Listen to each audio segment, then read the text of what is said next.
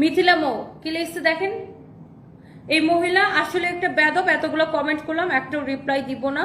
খারাপ কমেন্ট করলে সেগুলো রিপ্লাই ঠিকই দিতে পারে, ভালো কমেন্ট করছে তাই সময় পড়ার সময় হয় না। নিসু, আচ্ছা লিচু লিখতে পারেন নাই, লিখছেন কি নিসু রিভিউ দিতে দিতে সময় শেষ। তো আমি লিচু রিভিউ দিব না? আপনার মতো থার্ড ক্লাস মহিলার কমেন্ট করবো? আপনার মতো বেকার মহিলাগুলো তো কোনো কাজ নাই লিটারেলি।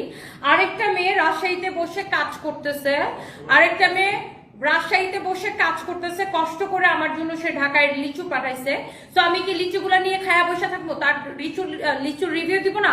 আমার কথা শুনে সে যদি 20টা জায়গা থেকে 50টা জায়গা থেকে সে যদি লিচুর অর্ডার পায়, তাহলে একটা ছোট উদ্যোক্তার জন্য কত বড় উপকার হয়। আপনার মতো থার্ড ক্লাস মহিলা এটা বুঝবেন? আর আপনি আমাকে কোন সাহসে বেয়াদব বলেন? আপনার মতো থার্ড ক্লাস মহিলাগুলোর জন্য আমি বেয়াদব, বেকার মহিলাগুলোর জন্য আমি বেয়াদব। আর আপনার মতো মহিলাকে মনে করেন আমি এক চড়ে দাঁত ফালাই দিই, ফালতু মহিলা কোথাকার। আপনারা কমেন্টে রিপ্লাই দিব কি? আপনারা এখন লাথি মারে এখান থেকে বের করে দেবো। Just get out from here. ফালতু কোন হানকার বেয়াদব, মানে যে যেরকম আপনার মতো সব বস্তিগুলোর জন্য আমি চরম লেভেলের বেয়াদব।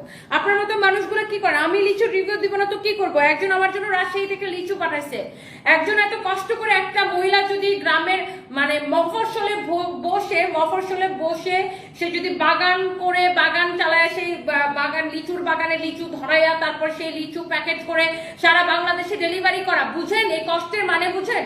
সেই একটা ভদ্র মহিলাকে যদি আমি প্রমোট করি, আপনাদের তো আপনার মতো থার্ড ক্লাসদের এত গায়ে জ্বলে কেন? এত গায়ে লাগে কেন? একজন যদি আমার জন্য রাজশাহী থেকে লিচু পাঠায় থাকে, আমি কি লিচু খায়া বসে থাকবো? তারা রিভিউ দিব না? অবশ্যই আমি লিচুর রিভিউ দিব। হ্যাঁ, আমার মনে হয় এই মহিলারও লিচুর পেজ আছে বা কিছু একটা আছে, মানে ওই জন্য সেও হয়েছে চায়, মানে আরেকজনের পিছনে লাগছে। বেয়াদব কোথাকার। বেয়াদবি দেখছো কি? তোমার মতো মহিলারা থাপড়ায় বেয়াদবি ভালো করে দেখাবো। ছোট লোক কোথাকার। মানে কি একটা অবস্থা! আমি রিভিউ দিব না? একজন আমার জন্য, আপনারাই বলেন তো, একজন আমার জন্য কষ্ট করে সে রাজশাহী থেকে লিচি পাঠাইছে এবং সে লিচুর বিজনেস করে, তার নিজের বাগান, সে ফ্রেশ, আসলেই তার লিচুগুলা ভালো, কেমিক্যাল মুক্ত লিচু, এত মজার লিচু, তো আমি খায় রিভিউ দিব না? এটা কি আমার একটা দায়িত্বের মধ্যে পড়ে না? আমার একটা রেসপন্সিবিলিটির মধ্যে পড়ে না যে একজন আমার জন্য লিচু পাঠাবে, তাকে আমি রিভিউ দিব না? মানে কি যে বলে আপু, এরা আসলে আমি বুঝি না। তোমাদের মতো মহিলাদের জন্য আমি বেয়াদব, চরম লেভেলের বেয়াদব। ব্লক করে দিছি।